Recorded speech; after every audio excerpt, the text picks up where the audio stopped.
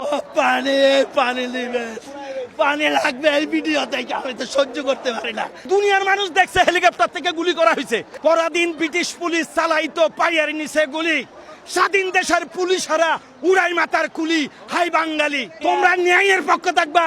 যেটা ন্যায় সেখানে যদি তোমরা শহীদ হয়ে যাও, তাহলে আমি বাপ হিসাবে গর্ব অনুভব করবো। ছাত্রদের বুকে গুলি চালাবেন না, মানুষ এটা সহ্য করে না। যে সরকারের নির্দেশে সরকারের পুলিশ বাহিনী এবং সরকারের পেটুয়া বাহিনী ছাত্রলীগ যুবলীগকে দিয়ে আজকে যে হত্যা করানো হয়েছে, এইটা যদি তদন্ত এই সরকারের অধীনে হয় তাহলে তো এটা তদন্তই হবে না।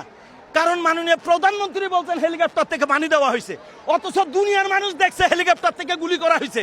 হেলিকপ্টারের গুলির কারণে, হেলিকপ্টার থেকে গুলির কারণে জানালার পাশ দিয়ে, জানালার পাশে এবং ছাদের উপর লোক মারা গেছে। আমি আমার ছেলে চট্টগ্রাম বিশ্ববিদ্যালয়ের আইআরের ফাইনালের ছাত্র। আমার মেয়ে প্রধানমন্ত্রী কর্তৃক পুরস্কার প্রাপ্ত, অনার্স মাস্টার্স করা ইংলিশে।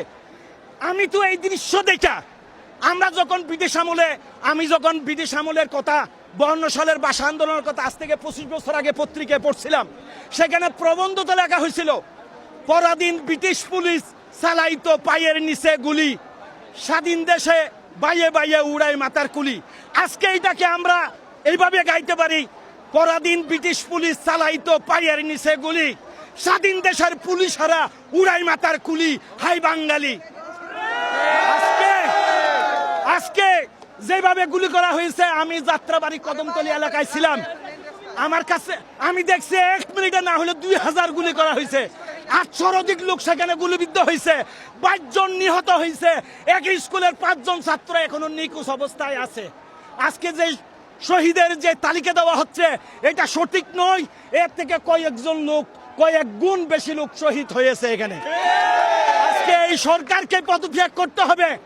এই হত্যার তদন্ত আন্তর্জাতিকভাবে হতে হবে। এই সরকারকে আমরা বিশ্বাস করি না, জনগণ বিশ্বাস করে না, ছাত্র সমাজ বিশ্বাস করে না।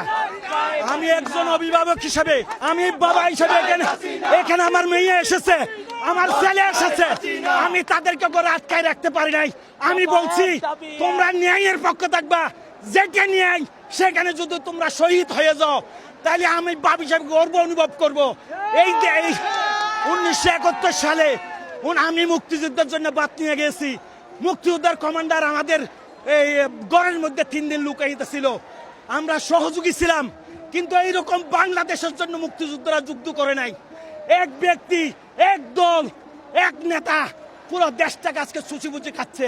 শেষ পর্যন্ত ছাত্রদের পাশে থাকবো ইনশাআল্লাহ। এই আন্দোলন সফল হবে, হতেই হবে।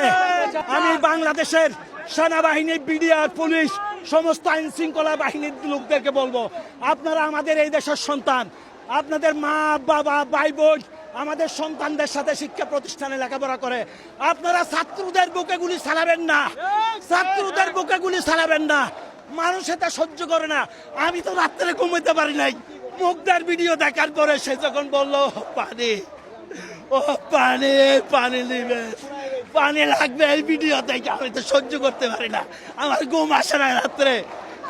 আবু সাইদকে যেভাবে গুলি করা হয়েছে, নিরস্ত্র একজন বিক্ষোভকারী একটা ন্যায্য দাবি নিয়ে দাঁড়াইছে, তাকে যেভাবে পরপর 4টা গুলি করা হয়েছে, এটা তো মেনে নেওয়া যায় না। এই দেশে এটা মেনে নেওয়া যায় না। এই সরকারকে পদত্যাগ করতেই হবে, করতেই হবে।